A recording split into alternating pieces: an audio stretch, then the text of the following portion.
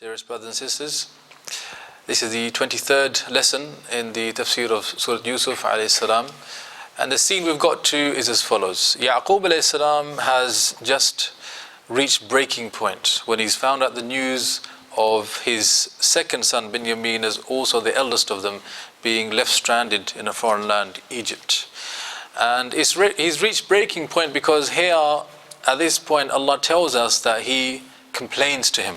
Yeah, and he says to Allah, "Innama ashku bathi wa huzni ila Allah," that indeed my bath, which is grief that is spread throughout all of my body, as well as the new grief regarding my second son, is something I want to complain to you about now. And that is actually a dua that he was making to Allah subhanahu wa ta'ala. And we know it's a dua because the sons, when they see dad in that state, وَبَيَضَّتْ عَيْنَاهُ, when his eyes have turned white, meaning he's become blind or partially sighted, they're amazed. They say, "What's going on? You're going to kill yourself with grief. Don't do this, Dad. Don't do this to yourself." And then he says, قَالَ إِنَّمَا أَشْكُ بَثِي وَحُزْنِي إِلَى اللَّهِ. He's saying, you think I'm just complaining and whining? I'm not. I'm doing this to Allah, as if to say, I'm making dua to Allah. And then he says, وَأَعْلَمُ مِنَ اللَّهِ مَا لَا تَعْلَمُونَ. I know something from Allah that you don't. Meaning, even though I don't know where Yusuf alayhi salam is, Allah showed me through him that dream, which I know is a true dream and I know he's still alive. Yeah, but it's killing me not knowing where he is and how he is. So I'm making dua to Allah, which is quite amazing because he just is in such a state of total grief, yet he hasn't lost hope in Allah. In fact, he's quite positive because when he complains, he says, perhaps Allah will bring them all back to me. One of the interesting things we forgot is that he's been told that Binyamin is left stranded in Egypt, right?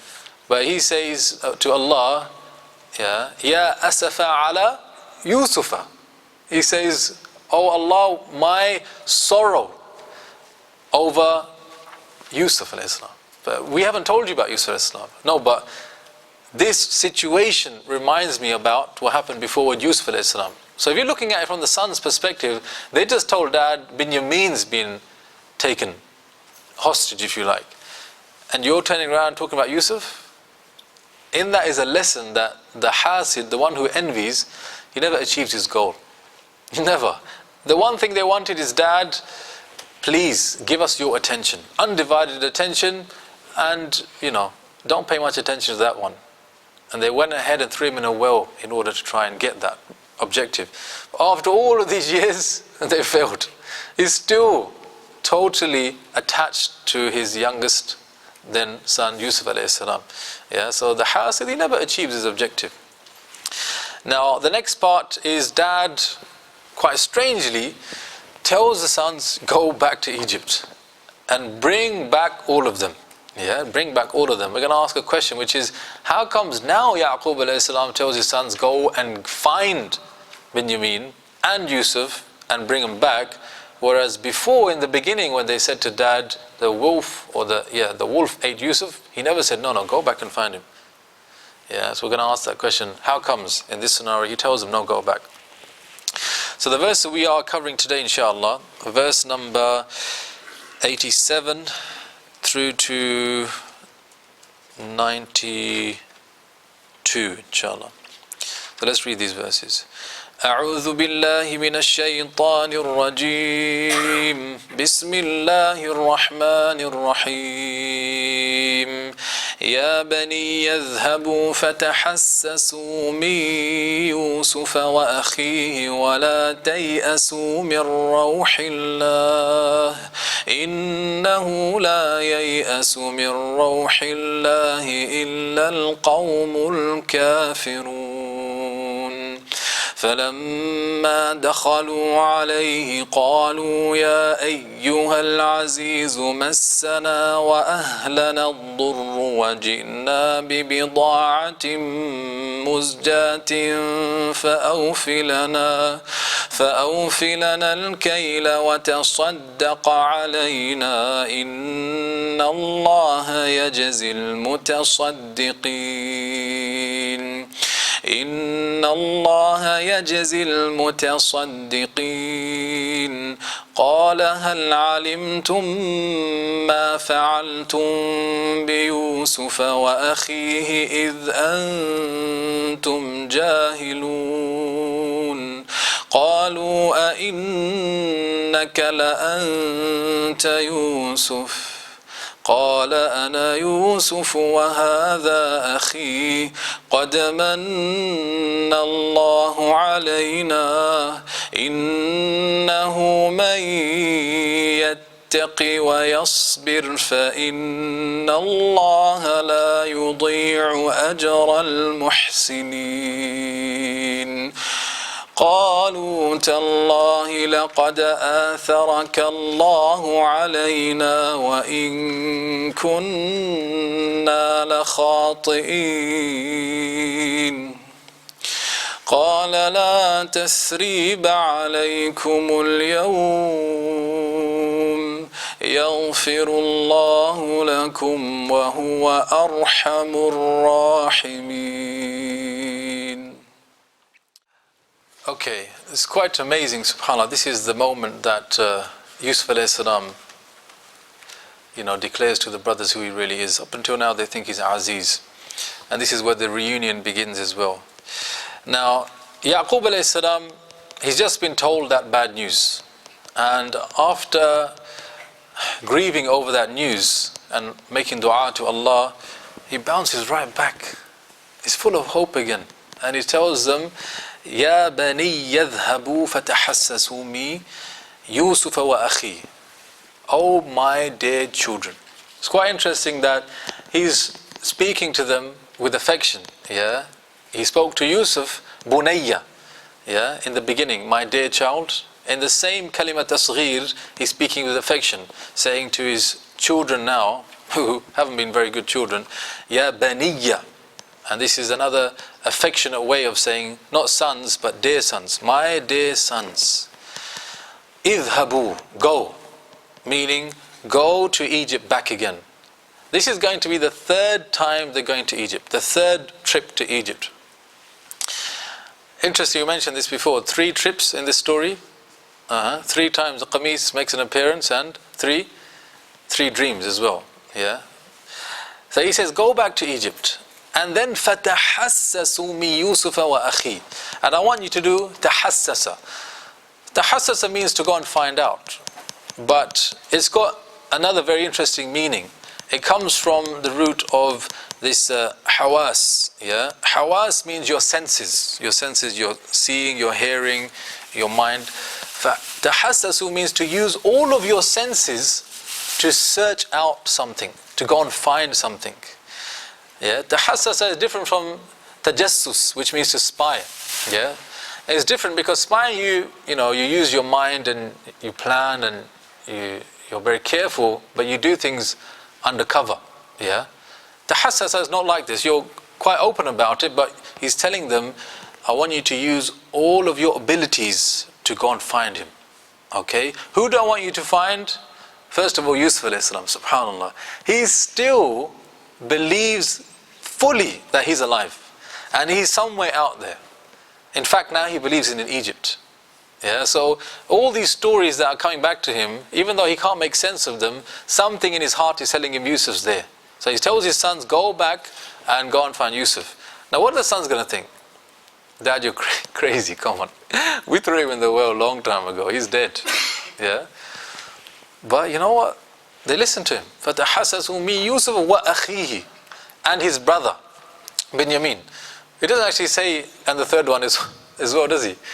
You forgot about that one. Don't worry about that big one. Okay, just find these 2 for me. فَتَحَسَّسُوا مِن يُوسُفَ وَأَخِيهِ وَلَا تَيْأَسُوا مِن رَوْحِ اللَّهِ. And don't have this ya'is in the rawh of Allah. Ya'is is to despair. Yeah, we spoke about this difference between ya'isa and istay'asa. Istay'asa means to nearly lose all hope. Ya'isa means yes, ahsant, to lose complete hope. So which one does he say to his sons, don't do with Allah? Don't lose complete hope in Allah. He's saying that I know you have lost hope somewhat. I can tell. You know, you're dragging your feet. You're thinking, why is Dad telling us to go back? It's pointless. But there is Allah. There is Allah. And the Ruh of Allah, which means mercy of Allah, means more than mercy in fact. Because Ruh comes from Ruh. Ruh is the soul, right? So what's the word Ruh being used here instead of Rahmah? It's being used here because they're in a situation which is difficult, stricken, challenging. Yeah, it's getting them down. And you know, when you're down, your chest feels constricted, right? Feels like, tough. So the ruh is feeling constricted. Yeah, and tarawuh means to lift that restriction, as if he's saying, I know you're feeling down and restricted and constricted, but Allah is the one who can remove that. He can do tarawuh of that. So don't give up hope in that happening to you from Allah. Yeah? Meaning Allah will make a way. Don't ever lose hope in Allah subhanahu wa ta'ala. Yeah? And then he goes further to state a fact that إِنَّهُ لَا يَيْأَسُ مِنْ رَوْحِ اللَّهِ إِلَّا الْقَوْمُ الْكَافِرُونَ. That no one despairs, meaning completely, from this mercy of Allah except who? A foolish person? A depressed person? No. Except a nation that is kuffar. Except people that are disbelievers. He's really making it clear to his children that look, jokes aside, you can have ups and downs in your life, you can be anxious sometimes and you don't have much hope in your life at that moment in time, but if you ever lose complete hope in Allah, then that is a matter of disbelief, children. Remember that, okay? So this is a point in your life where you are losing hope, but don't go to that level where you've lost complete hope in Allah. Because if you do, then you are actually disbelievers. Now how, subhanallah, how does having ya'is, losing complete hope in Allah, make someone a disbeliever? Or more accurately, how is it an act of kufr to lose hope in Allah? How? How is that kufr exactly? Who can answer this question?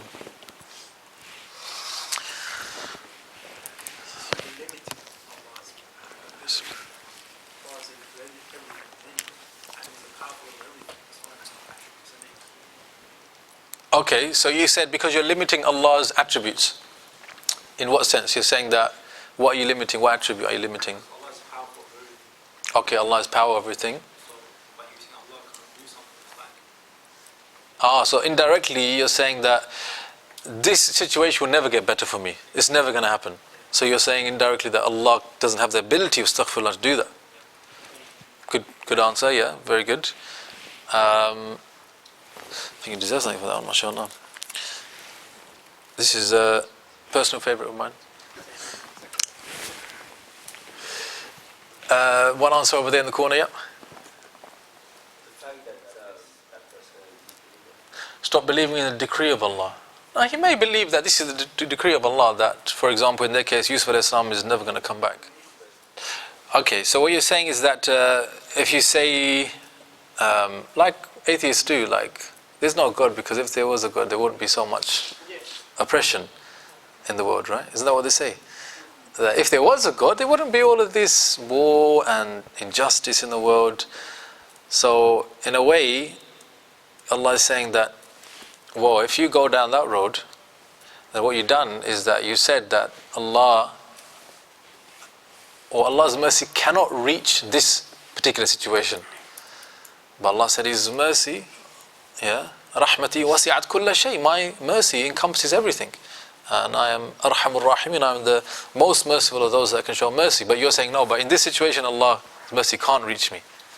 So you're denying the attribute of His mercy, which is similar to what the brother said there. Yeah, so the power and mercy, good. Anything different? Any other reason why it would be considered an act of disbelief? I mean, that's a big thing. Is it because you're giving up on Allah? You're giving up on Allah. Okay, what do you mean by that? Interesting. So you're saying that the human emotion of hoping in something in difficult times, it's a natural feeling. and you can feel it either towards Allah or something else. Is that what you're saying? Okay, very good. So what you're saying here that, look, hoping in something, and not just any hope, like, I hope that the projector doesn't stop working today.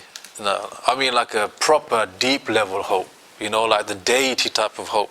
If someone doesn't have that in Allah, then they'll start having it in something else. They might have it in themselves. Like, I really hope in my ability to make this situation change. I've got hope in myself. You heard this? I've got hope in myself that I can do this. Yeah, it's down to me. And if it goes to that level, then that's kufr. Because that type of hope should be shown to none but Allah. Right? Okay, mashallah, very good. Fadl. Okay, so let's see. Ibn Atiyah rahimahullah, 7th century scholar, or is a 6th century scholar, sorry, said either because it entails belying in his rububiyyah or showing ignorance regarding his attributes. Yeah, so I think this is basically what we said. We showed it is showing ignorance towards his attribute of mercy or his power, and it also can be a form of showing belying his rububiyyah, that Allah's existence as a creator. You're kind of disregarding Allah by placing your feelings of ibadah that you should have towards Allah in other than Allah.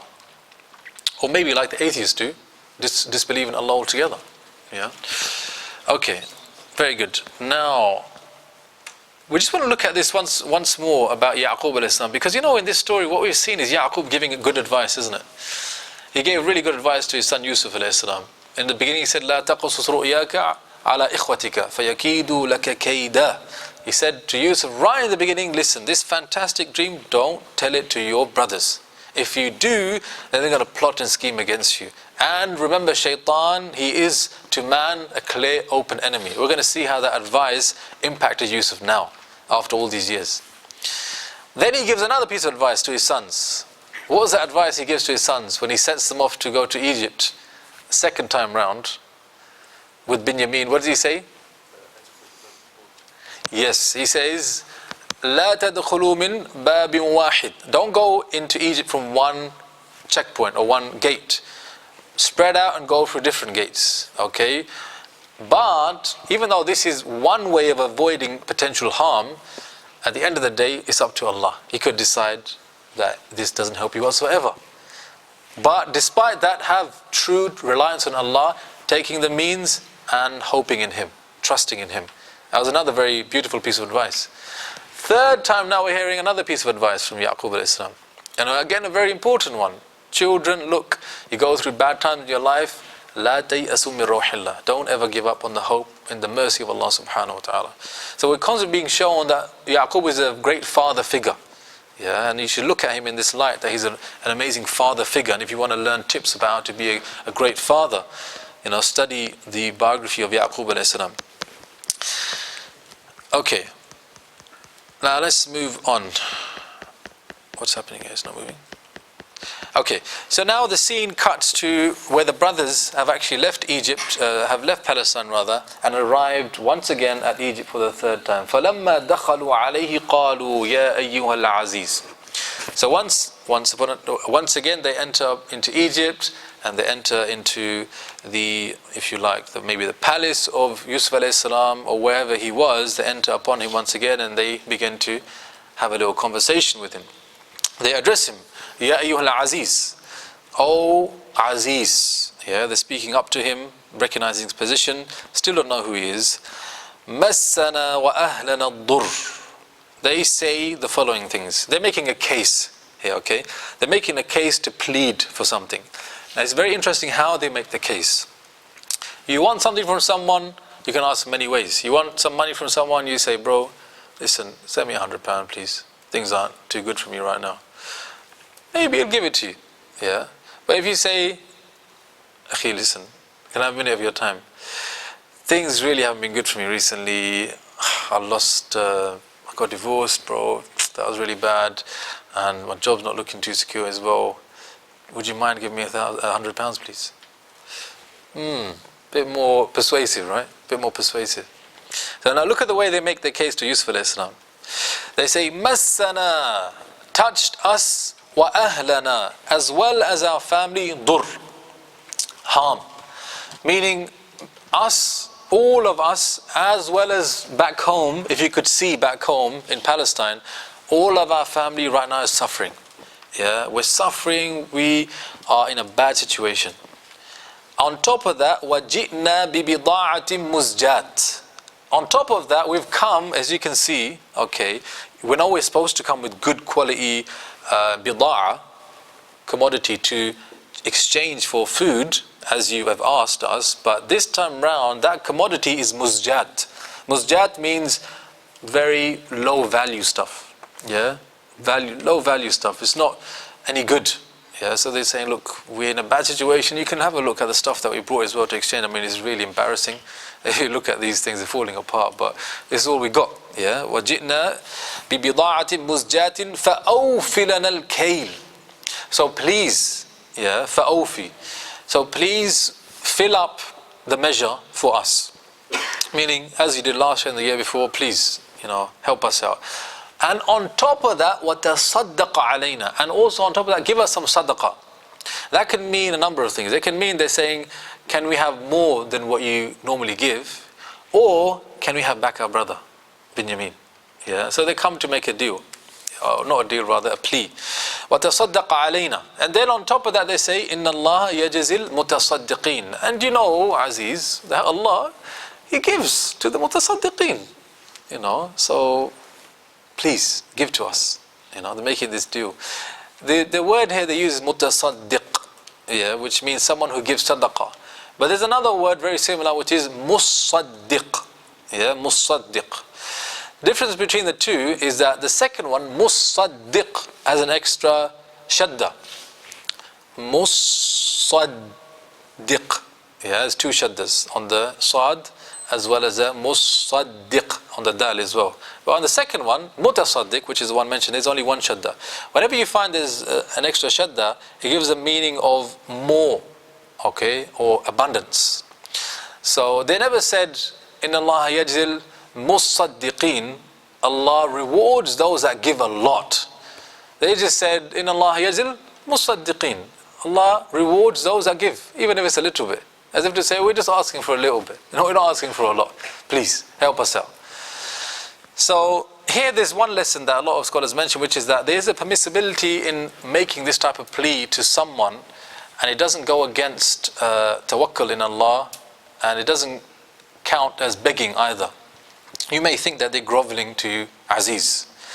But the scholar said it is permissible to do this if you are actually in this situation where you've got literally nothing. You need food, you need shelter. You can go to someone and say, listen, I'm in a bad way, can you help me out? And doing that doesn't mean you're less of a believer. Yeah, it doesn't mean you're less of a believer. Of course, there's the inside element of it too. If you feel like, the only hope I have now is that chap over there, or that brother, then no, that's a problem. But if it's like, Allah has put me in the situation, and Allah will help me, I just need to take the means. So let me go and ask this person over here. If you did that, like they did, then you're not considered to be any less of a believer. Okay, now, it also teaches us how to ask as well, and subhanAllah, if you look at the way that we make dua to Allah, like Yunus alayhi salam, when Yunus alayhi salam made dua to Allah, in the belly of the whale, what did he say? He wants to say, Allah save me, right? Allah, please take me out of the whale. Does he say that? What does he say? La ilaha illa ant, subhanak, inni kuntu min al-zalimin. Nothing in the statement is a request from Allah to save him from dying inside this whale. Nothing. In fact, it starts off, La ilaha illa ant, a declaration of faith. There is no one worthy of worship except you. And then, subhanak, glory be to you. Or you have no imperfections whatsoever. Ya Allah, I'm declaring that. But the thing is, kuntu mi min al-zalimin. I was of those that done wrong. It's just that's his case. That's all he's making to Allah. And that, subhanAllah, was enough to answer his dua. And Allah saved him. And it's the way he made the dua. And obviously the heart behind it, which was heard. and appreciated by Allah subhanahu wa ta'ala. But the point here is that the way he asked is to show his own vulnerability and incapacity before Allah. I'm in total need of you, Allah, and I wouldn't turn to anyone except you, because you're the only one worthy of feeling this way towards. And I declare that you are free from imperfections. That's what I believe, totally. And you know my situation better than myself. I'm here because of my own doing. Inni kunt min al-zalimin. I was of those that did wrong. And subhanallah, when someone comes to Allah like this, believe me, Allah responds. Believe me. Someone totally breaks down before Allah. He feels like, I'm nothing. I need you, Allah. And I need you in a way that I couldn't possibly need anything else. You don't even have to say what you need. Allah knows. He just wants to see you come to Him with the right etiquette, the right attitude, the right state of mind and heart. So this is, subhanallah, the moment where the penny drops for the brothers. This is that, epic moment, if you like, where, subhanallah, after all of this, now the plan is come to the end, and Yusuf alayhi salam is going to reveal his true identity. So they just said to him, look, please help us, give us sadaqah, we're in a really bad situation. All they got in their mind is getting some food, to take care of themselves and their families. They haven't even asked about Yusuf, have they? They haven't asked about him. But now, Yusuf alayhi salam, as if he hasn't even heard their request, he's just seen the situation, which is that they are being genuine now, they are desperate now, and I can see signs of change in them. What did he say? قَالَ هَلْ عَلِمْتُمْ مَا فَعَلْتُمْ بِيُوسُفَ وَأَخِي. He said to them, هَلْ عَلِمْتُمْ, do you know what you did to Yusuf and his brother when you were in a state of ignorance? Just imagine what they would have felt like when hearing that. They got no idea this is Yusuf. Now he's saying, and what did you guys used to do with Yusuf back in the day? They're like, what? What's he talking about, Yusuf? They start looking at each other. No, you gotta be kidding me. Oh my God, and last year we lied and said he's a thief. And oh my God, we threw him in the well before, left him for dead.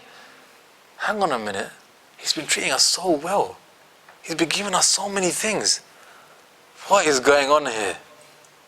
And subhanAllah, it's exactly the way Allah described it in the beginning, where He inspired Yusuf alayhi salam when he was in the bottom of that well. What?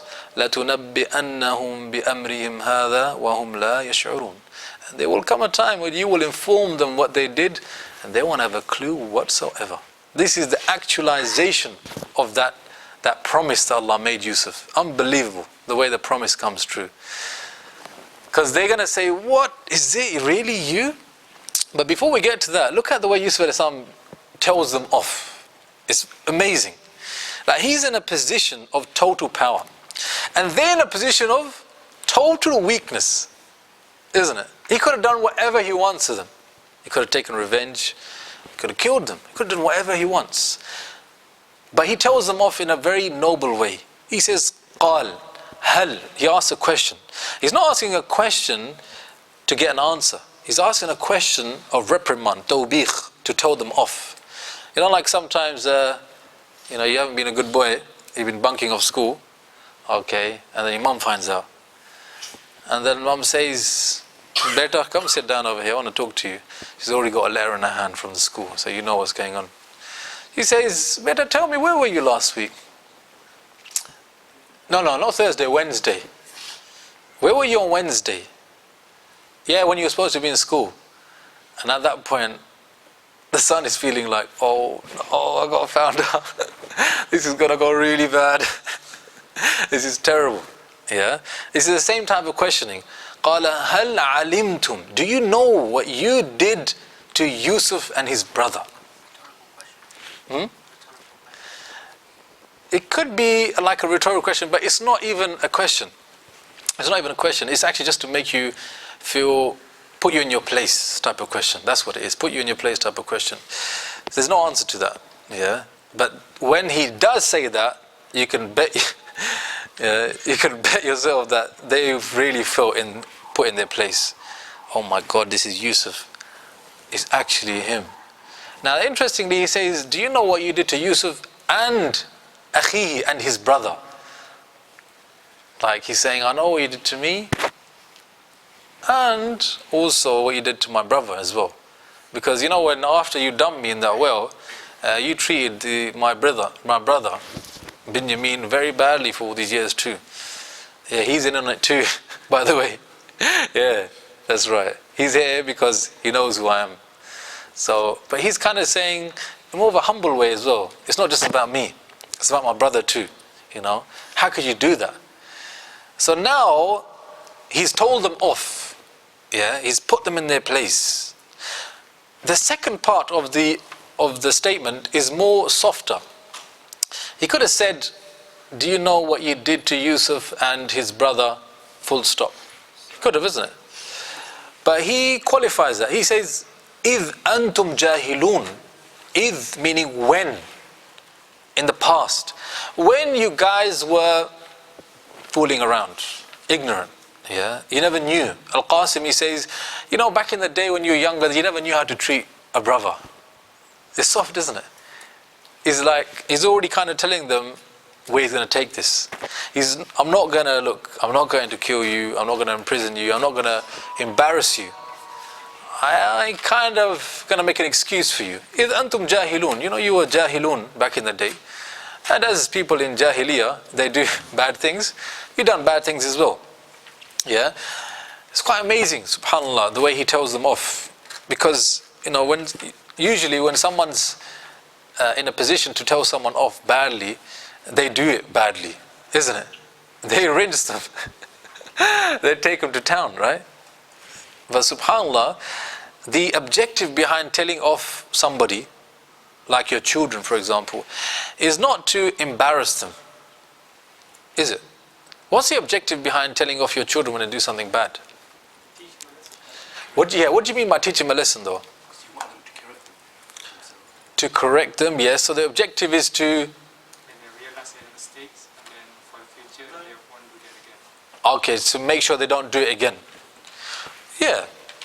This is the reason why we told someone off. If that is the objective, which is essentially to reform a person, then, you know, you can decide what approach you take. Sometimes the approach may need to be harsh, sometimes it can be soft. Because if the real essence of telling someone off is the objective of reforming them, then it can change from place to place, situation to situation, right? Here we're being taught that you should have a combination of, if you like, harshness as well as softness in telling someone off. Yeah. The first part is harsh, second part is soft. Look at the order.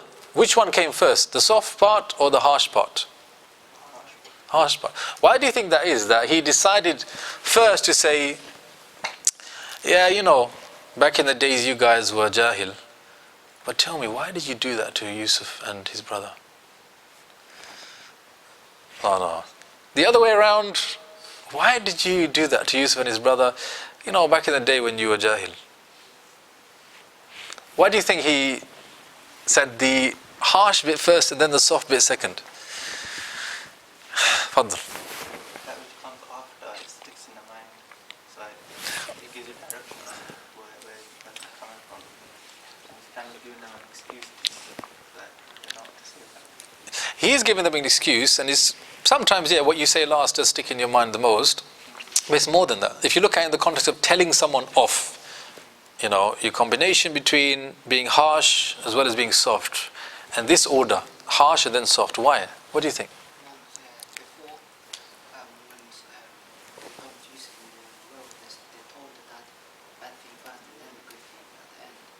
Okay. But why do you think that he's, you know, saying, look, that was terrible what you did to me, you know, back in the day. But, you know, you were a bit jahil back then as well. And instead of saying the other way around. He could feel sorry for them, yeah, that's true. What else? What do you think? Is it to like give them hope? And if you do it it like, for example, soft to harsh, Yeah. like kind of killing the hope at the end.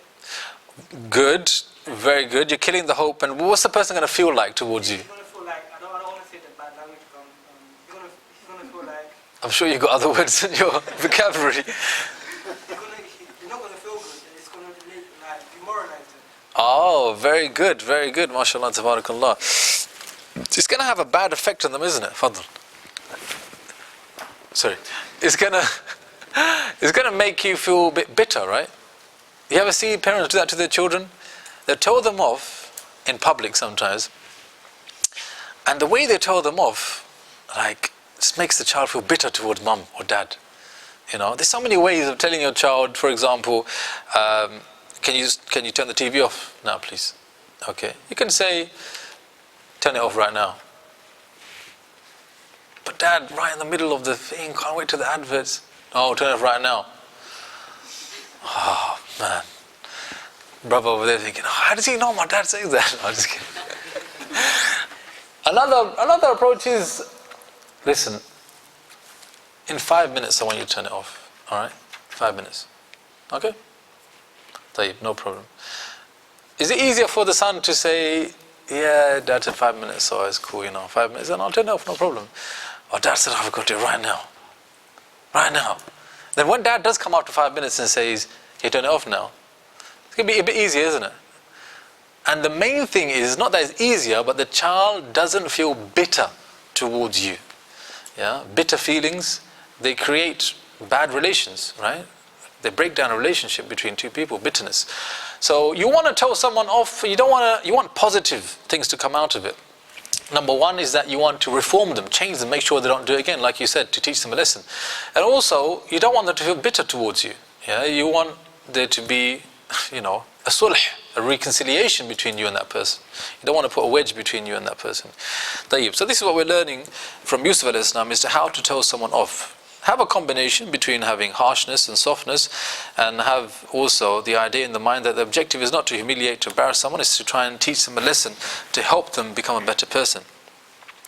So now that he's told them, he's basically revealed his identity, they are totally in shock. They say, قَالُوا أَإِنَّكَ لَأَنْتَ Yusuf. Just look at how much emphasis there is in this statement. They could have said, قَالُوا أَأَنْتَ Yusuf, isn't it? They could have said, are you Yusuf? But they didn't say that. They said, قَالُوا أَإِنَّكَ, indeed, you. Lam of Tawqeed again. لَأَنْتَ Yusuf, truly, is it you, Yusuf? Amazing, isn't it? The way there's so much emphasis there, it's like their jaws are like dropping down. They just can't believe. إِنَّكَ لَأَنْتَ Yusuf. Is it really you? Can't believe it. What does he say? قَالَ أَنَا يُوسُفُ وَهَذَا أَخِي. Me, it's me. I am Yusuf, and this is my brother. Subhanallah. Amazing. This is that moment, after all these years, that he finally is speaking to his brothers as a brother once again. And the first thing he says, yes, it is me. But they asked about him. He says, it is me and this is my brother. Do they already know that's his brother? Do they already know Benjamin is Yusuf's brother? They already do. So what's the extra benefit in him saying, yeah, it's me and this is Benjamin as well? Like, they already know that he's his brother. Okay, he doesn't want to be selfish, he want to include his brother. Like, what do you mean? Like, if he didn't say this is my brother, then how would that be selfish?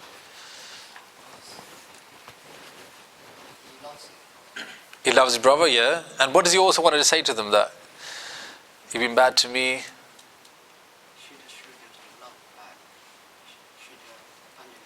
Shouldn't have abandoned him. Yeah, he wants to say that, look, I know you're thinking, we threw him in a well, we left him for dead, we call him a thief. Yeah, me and, by the way, this one here as well. Yeah, very good, mashallah. Fadl. It's in order to take the limelight off himself and to put it and to share it with his brother, as if to say, look, it's just about me. Okay, you've been bad to myself as well as to my brother Benjamin, to both of us. The other thing is, Ibn Ashur mentioned this point. He's saying, from another perspective completely. They're saying, is it you, really you, Yusuf? And Yusuf standing there and he's saying, yeah, it's me and this is my brother. As if to say, look how Allah has brought us back together. Look, me, my brother, and you guys. And that's why he then says, قَدْ مَنَّ اللَّهُ عَلَيْنَا. And that is how Allah has favored us. Us could mean both of us here, or it could mean all of us as well. Because they have been favored now, because Allah is guiding them, reforming them. They feel guilty about what they did. They changed people. As well as Yusuf alayhi salam, he's the one who's been favored the most by Allah subhanahu wa ta'ala. Or you could cut them out of the picture. You could say, قَدْ مَنَّ اللَّهُ عَلَيْنَا is Yusuf now teaching them a lesson. Using the situation opportunistically to teach them a lesson. This is teaching skills. Yeah, teaching skills. Because they asked one question, right? What was the question? Are you Yusuf? He could have said, yeah, that's me, yeah. What's your point? You didn't get it already? But no, he's going to teach them a lesson now. He's going to use this opportunity to teach them a real life lesson. First of all, you're looking at me, you're thinking, oh my God, you're the Aziz of Egypt. You got servants. Wow, amazing. From where you were to where you are now. Just a second. قَدْ مَنَّ اللَّهُ عَلَيْنَا. Allah is the one who favored us, me. Yeah, let's get that. Firstly, look at that first. That it's not about, thinking that all these things I made myself a millionaire, self-made millionaire. You know that he heard this, I'm a self-made millionaire, maybe billionaire now. No. Allah gave it to me, okay? Allah is the source of benefit. This is a difference between an Islamic worldview and a secular worldview. A person who lives in a secular worldview, even if he's a Muslim, he sees that what he has in his life, the possessions, I earned those things. I got those things, they're from my hard-earned money. No, akhi, Allah blessed you with them. Okay? قَدْ مَنَّ اللَّهُ عَلَيْنَا. So he's saying, let me put things in perspective. Allah is the one who favored me. Now you're thinking, why did Allah favor you? Is something special about you? Is it because of your good looks? Maybe? What is it exactly about you? Tell us. Okay, let me tell you why. Two essential components came together, which allowed me to become the recipient of Allah's man, favor. And that's why I am where I am now. Innahu, Ibn Ashur says, now he's giving the reasoning behind why Allah has favored him. Innahu may yattaqi wa yasbir, fa inna Allah la yudi'u ajra al-muhsinin. If innahu, indeed the one who has these two things, who yattaqi, who has taqwa, and who wa yasbir, who has sabr, then that person, Allah is ready to give him anything he wants. In this world and the hereafter, whatever he wants, it will come to him. As long as he's a person who has taqwa and sabr. So if you just look at Yusuf alayhi salam, what incidences in his life has he shown taqwa in, and what incidences in his life has he shown sabr in? Regarding taqwa, what incidents can you say stands out? Wow, he had serious taqwa in that situation. Yes, Anas. Very good. The part of the incident about Imratul Aziz, the very, this woman, crazy woman who was infatuated with him. She tried it on him. He said, no, even though I'm a slave in your palace, it's not going to happen. And he ran. Moment of true taqwa. Refraining from doing something that Allah will become angry with. Taqwa. I had that. That's one crucial thing. إِنَّهُ مَن يَتَّقِي وَيَصْبِرْ. And there's another thing as well. It's not just taqwa. It's about sabr as well. So what portion of his life did he have a lot of sabr in? At the back there? Right at the back? In prison. So when he was in prison, unjustly convicted of something that he didn't do, stayed in there for so many years. We don't even know the number of years. Allah said, I don't even want to tell you the number of years. But it was a long time. The main thing is, look at what he done in prison. He gave da'wah to prisoners. Yeah? He gave da'wah in prison, meaning he wasn't fazed by the fact that he's stuck in prison. He continued to persevere, soldier on being a true believer, even in that state. He had sabr in that state. Yeah. So these are some of the incidences that clearly show that he had taqwa and sabr. And he's saying these two ingredients came together, and when they do, then you become a muhsin. You become a person of ihsan. And the thing is, Allah, He never puts to waste the reward of a muhsin. Never. And that's why you see I'm living like this now, and I have position now, and I'm able to help people now, because of these two crucial ingredients. Now if you look at the story of Yaqub in isolation to everybody else's story, he's also had a lot of sabr, right? Isn't it? Well, where has he had sabr with? Where has he shown a lot of sabr? Yeah. From the beginning. Yeah, when Yusuf a.s. is basically kidnapped from him, he says, فَصَبْرٌ جَمِيلٌ, I'm going to have a beautiful patience.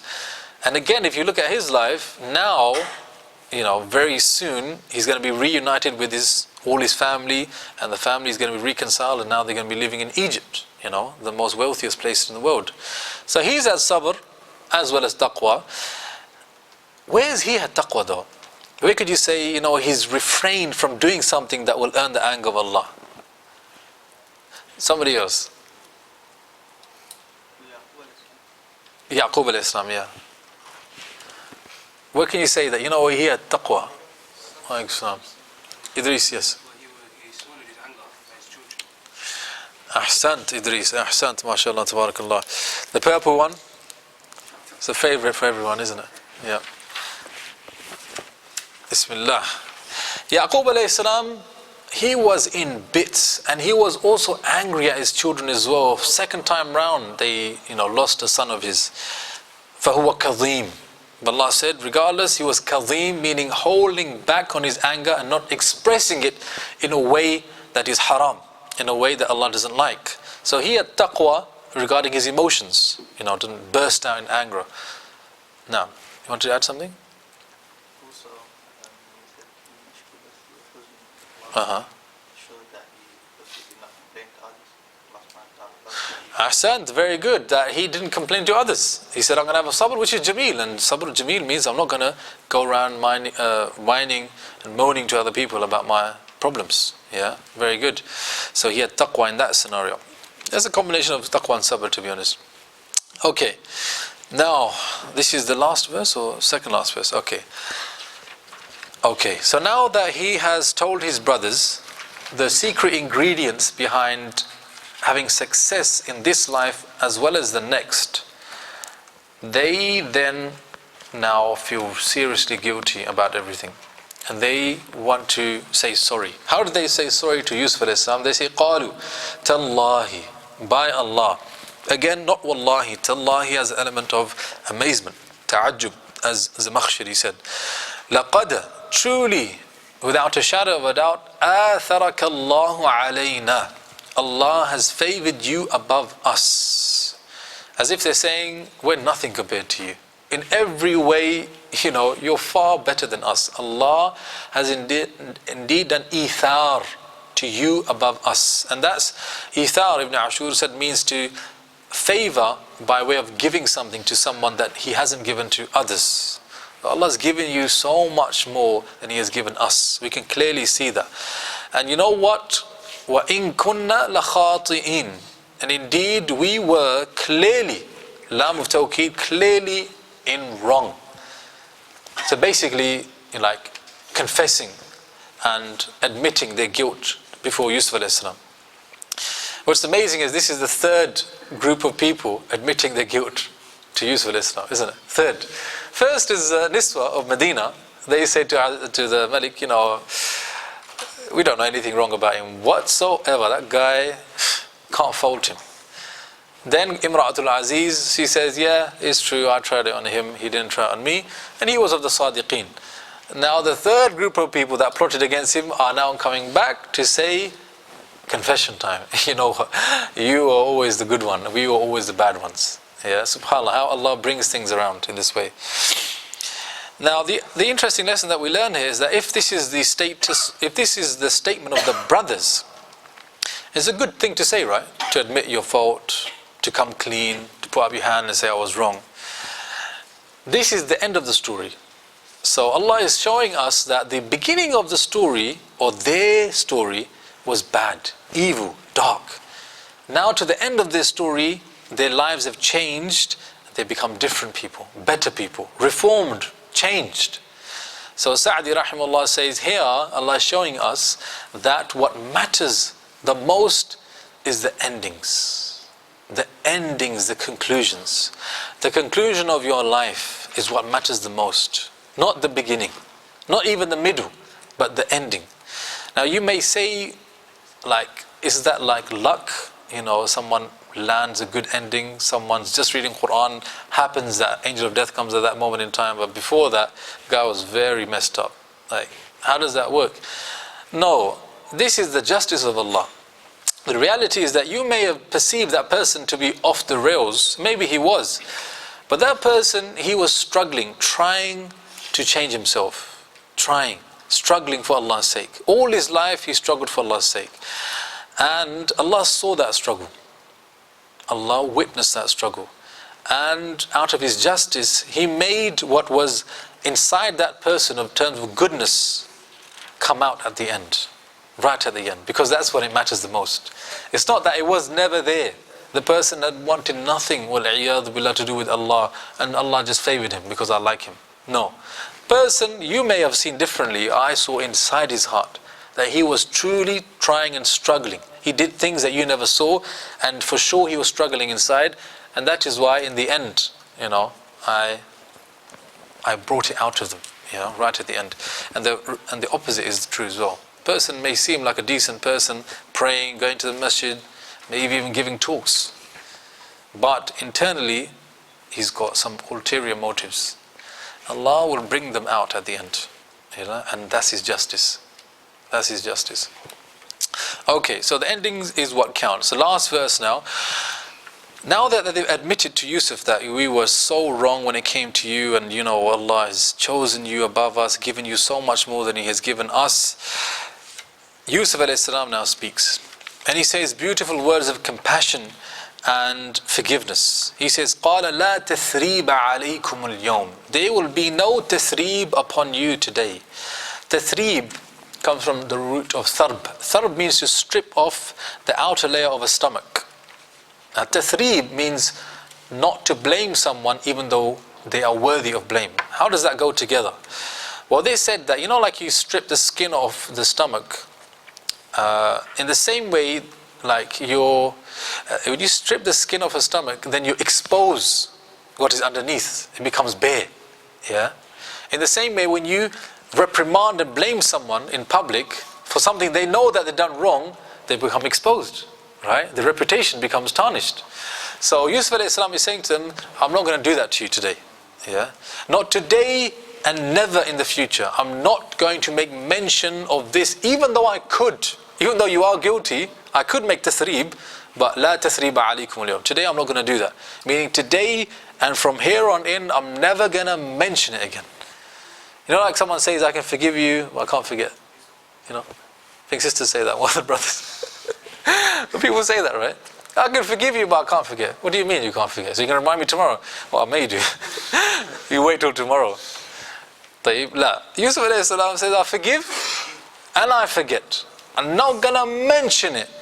I'm not going to utter it ever again in the future. I'm not going to do that. لا تثريب عليكم اليوم يغفر الله لكم. Allah has forgiven you. Now how can someone say Allah has forgiven you? You don't know if Allah has forgiven you, right? Well, the meaning isn't that Allah has forgiven you. I know Allah has forgiven you. It is a dua. He's asking Allah, oh Allah, forgive them for what they did. Like, you know, when someone sees, say Alhamdulillah, other person says, Yarhamukallah. Allah having mercy on you. Allah had mercy on you. How do you know Allah had mercy on me? No, it's a dua, akhi. I'm asking Allah to have mercy on you. Yeah? It's like a figure of speech. So you say, Allah, may He forgive you.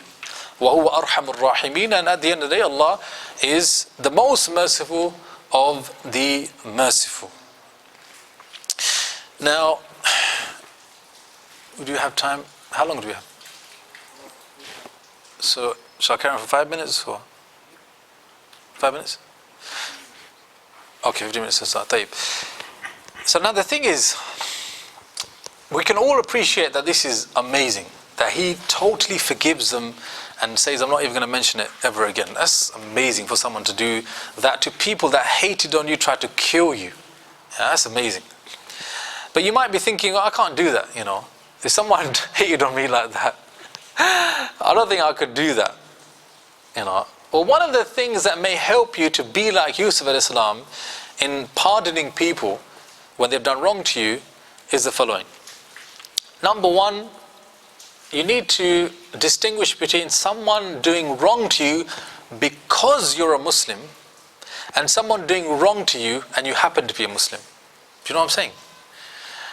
Okay, let me explain. Like somebody, okay, you're maybe in the street, okay, and you're going about your business and you're shopping and you want to pay for something. So even you go into the queue, you don't realize that you actually jumped the queue. You didn't realize that. You know, sometimes there's a long queue and you just walk in, you didn't realize.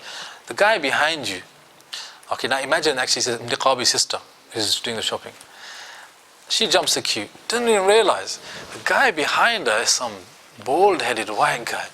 EDL, man, you can tell. In fact, he's got a tattoo on the back, EDL as well. And this guy is ripping into her. How dare you jump the queue like that? Look at all these people behind, and you think you can come here and just jump the queue? Now, is he telling her off because she happened to jump the queue, or is he telling her off because she's a Muslimah? Maybe a bit of both, but which one is it more? Probably the latter one, right?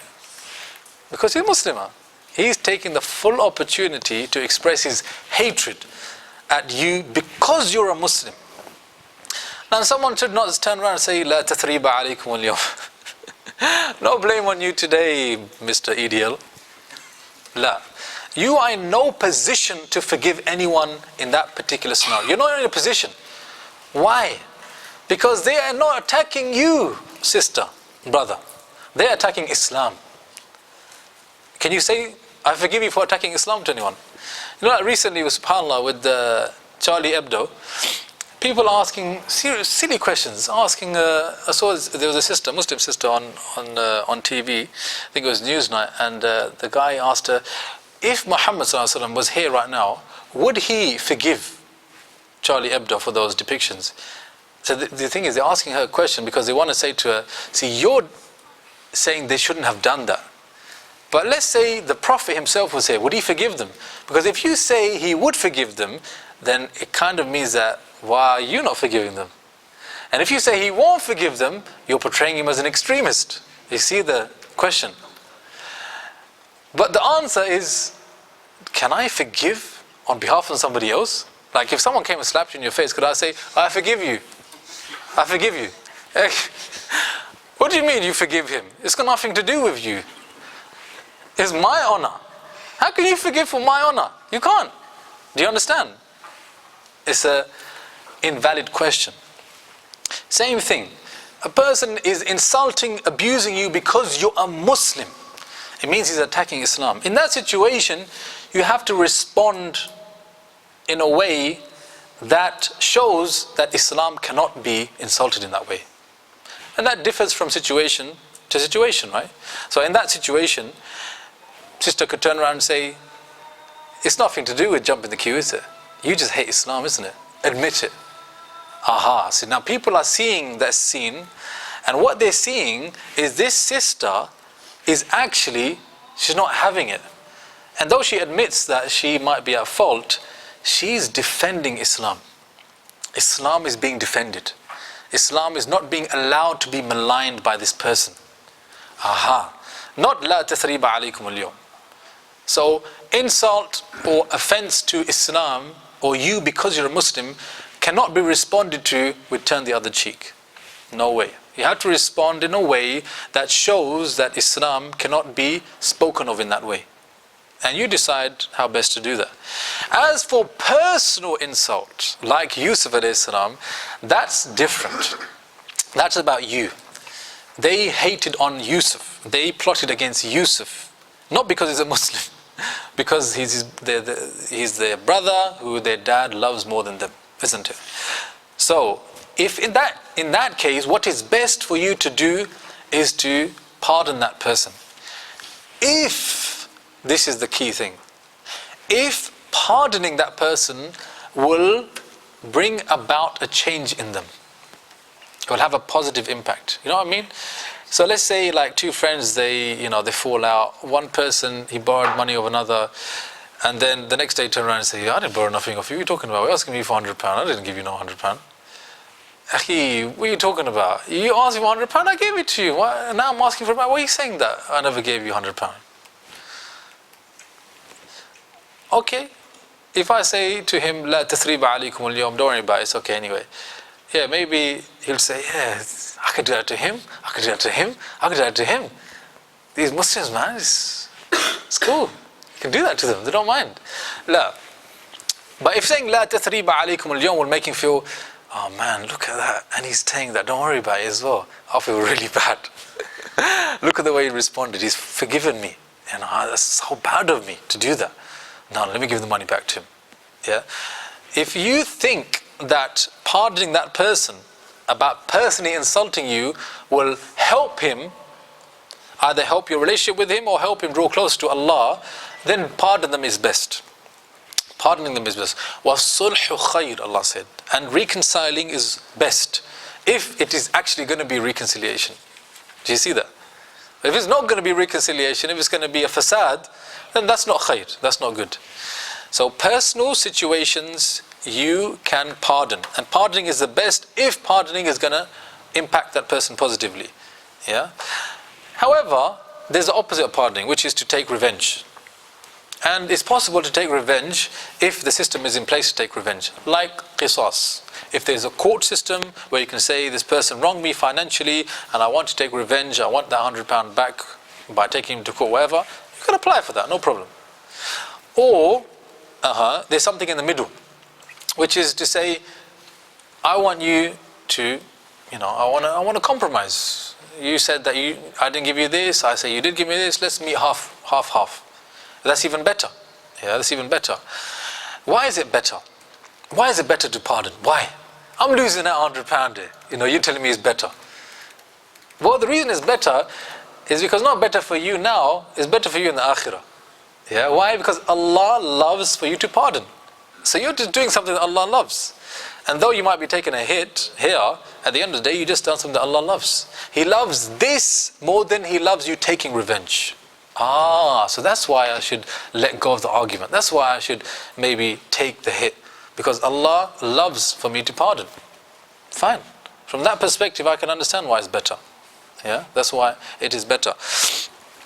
If a person cannot bring themselves to pardon a person, then he can go for the second option, yeah, which is to try and compromise. And the compromise is always better than taking revenge. Why? Well, because, my brothers and sisters, we'll finish with this. At the end of the day, you said, from your perspective, you're in the right. Maybe from his perspective, he's in the right. Who knows? It's true, isn't it? Sometimes you say, nah, it's clear you wronged me. And the brother said, no, it's clear that you wronged me. Okay, who's right? Akhi, just be careful, because you may think you're right and you may get revenge, then you die, and on Yawm al-Qiyamah, you find that he was right. Oh my God, he was right after all. What can I give him except my good deeds now? No, I don't want to be in that situation. It's better for me to be the mazloom than the zalim. Better for me to be the oppressed one and take the hit now than end up being the zalim later on. Yeah, because I didn't know any better. That's why compromising and pardoning is always better as well. Because sometimes you don't know whether you're in the right. You might end up actually being in the wrong. But you don't know. You find out when it's too late. طيب. So that brings us to the end of the dars. سبحانك اللهم وبحمدك أشهد أن لا إله إلا أنت أستغفرك وأتوب إليك وجزاكم الله خيرا.